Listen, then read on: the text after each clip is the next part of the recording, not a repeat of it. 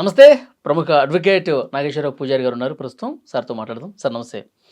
Sir, ఈ మధ్యకాలంలో పెళ్లి సంబంధాలు కుదిర్చే దాంట్లో సిబిల్ స్కోర్ చూస్తున్నారండి సార్. మీరు డైవర్స్ ఎక్స్పర్ట్ కూడా కాబట్టి ఈ ప్రశ్న అడుగుతున్నా. నిజంగా ఇది కరెక్ట్ అనేది ఎంతవరకు వెళ్తుంది అంటారు? అంటే ఎప్పుడైనా గుర్తుపెట్టుకోండి, మనకు సిస్టమ్ ఒకటే ఉంటుంది, కానీ దాని విధానం మారుతుంటుంది.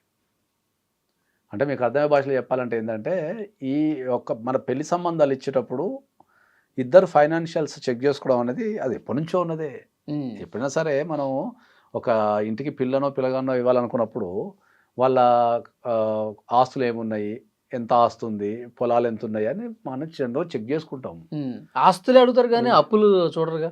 ఏది అప్పులు ఏమున్నాయి అన్నది వాళ్ళకి తెలియదు కదా సార్. సిబిల్ స్కోర్ అనేది ఆస్తుల కోసం అప్పుల కోసం చూడరు దాన్ని. సిబిల్ స్కోర్ అనేది ఒక వ్యక్తి యొక్క ఆర్థిక పరిస్థితి ఎట్లుంది అనేది చూస్తారు. ఇప్పుడు ఒక వ్యక్తికి అప్పులు లేవు అనుకో, సిబిల్ స్కోర్ తీసుకోరా? అట్లా కాదు కదా. సిబిల్ స్కోర్ అనేది ఒక వ్యక్తి యొక్క ఆర్థిక పరిస్థితి ఎట్లుంది అని చెప్పడానికి తీసుకుంటాం. సిబిల్ స్కోర్లు ఏమొస్తుంది, మనకి ఎన్ని లోన్స్ ఉంటే వస్తాయి, లోన్స్ లేవనుకో రావు. ఎన్ని క్రెడిట్ కార్డ్స్ ఉన్నాయి, ఎన్ని లోన్స్ ఉన్నాయి, ఎన్ని కన్జ్యూమర్ లోన్స్ ఉన్నాయి, ఎప్పటి నుంచి ఉన్నాయి, ఎంత ఈఎంఐలు ఉన్నాయి, ఎంత కడుతున్నాము, నెలకు ఎంత కడుతున్నాము, దాని యూసేజ్ ఎట్లుంది, సిబిల్ స్కోర్ బాగుందా లేదా అనేది తెలుస్తుంది.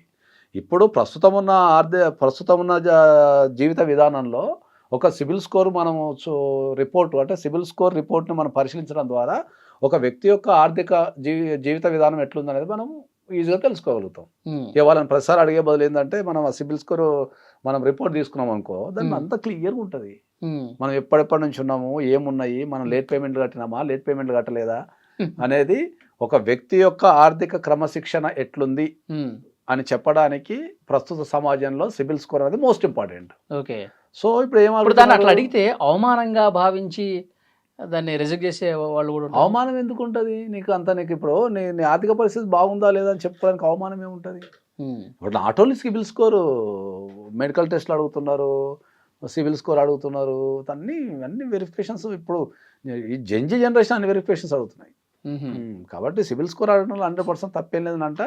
ఇంకా మోస్ట్లీ రికమెండెడ్ అంట నేను. ఇంకా ఎందుకంటే పెళ్లి చేసుకొని బాధపడటం కంటే ముందే ఒక వ్యక్తి యొక్క ఆర్థిక పరిస్థితి తెలుసుకొని వాళ్ళ సిబిల్ స్కోరు, వాళ్ళ సిబిల్ రిపోర్ట్ తీస్తే వాళ్ళ ఆర్థిక పరిస్థితి స్పష్టంగా అనిపిస్తుంది.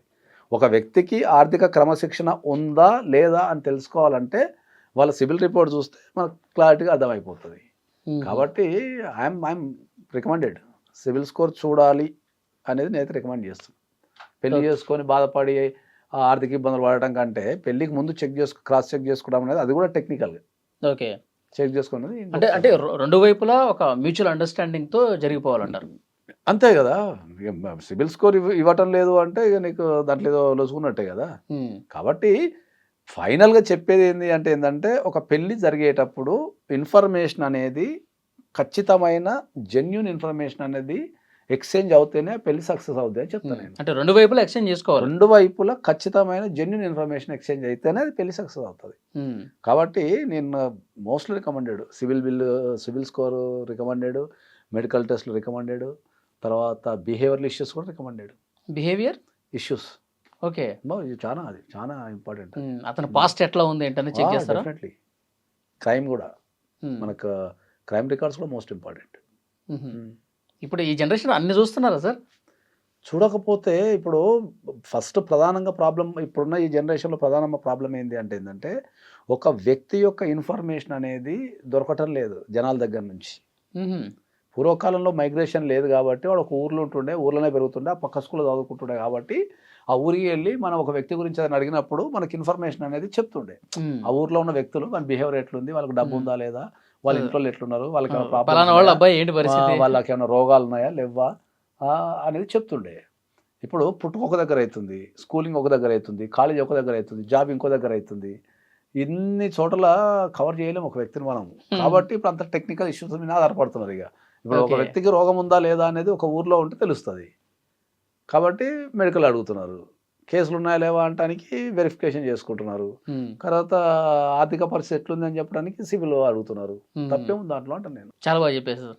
Thank you very much.